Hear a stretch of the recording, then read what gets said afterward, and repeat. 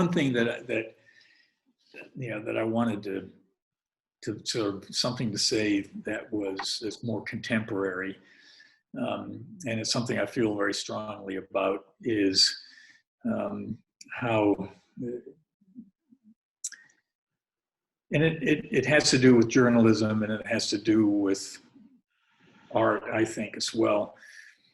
And that is the culture that, I mean, I really was blessed with the opportunity to live and work and all around the world, and meet people from Asia and Australia and New Zealand and all the countries of Europe and South America.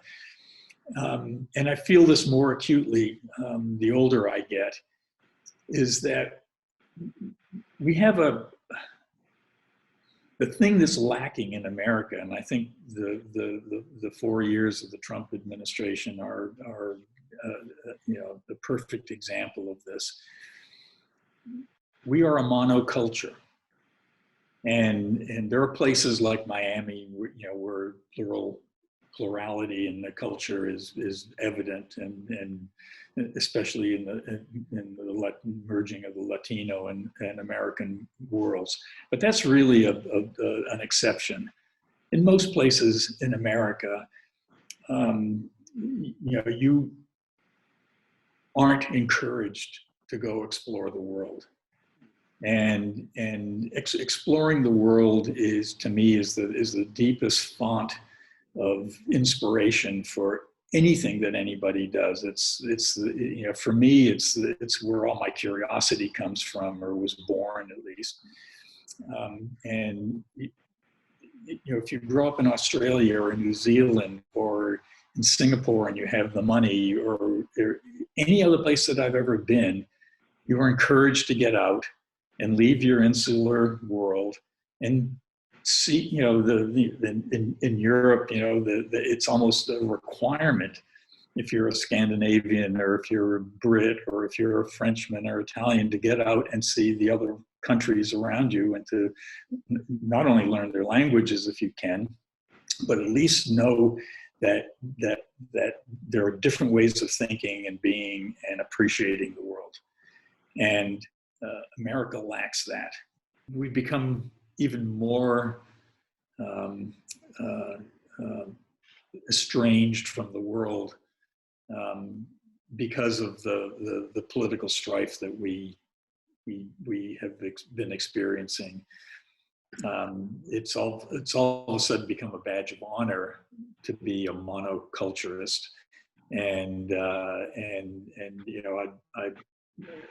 I feel that people who speak different languages, and I've spoken to many people, a lot of them Midwesterners, or people from the mid-Atlantic area, who just can't understand. Find it absolutely baffling that I would spend the winter in Mexico. Mm. Or why I would own a house in Ecuador, which I still do. And I find it equally baffling that they could even be baffled themselves by my behavior, because it's not that I'm un-American. I'm not giving up my citizenship. I mean, and you think, and one of the lessons that I've learned over all the years of my travel is how precious the American passport is. It's the thing that pretty much everybody in the world would like to have. And it's this like shining badge that people, that we just take for granted. And especially the people who don't travel and who don't, know anybody else other than the people that live in the same town or the same state that they do, and might have a relative that moved to to a different part of the country, but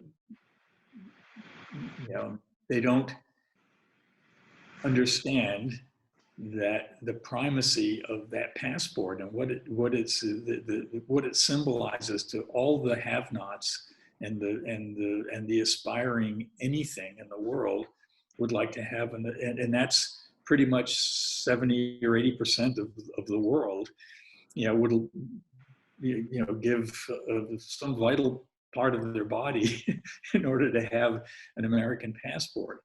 And we take it for granted. And it's like the educational system. I mean, there's, until you get into college, where there's a junior abroad program, but those are only in the ritzier schools. The community colleges, don't have a ritual of sending their students to interesting parts of the world. We don't have the Peace Corps the way it was in the 50s and the 60s, that gave a whole large population in the country the chance to see the world. The armed forces are allow people to see the world, but in a very restricted, sort of myopic kind of way. And in war situations, that's not exactly a way to learn about a different culture when you're at war with them. Anyway, it's something I feel stronger and stronger about every day of my life.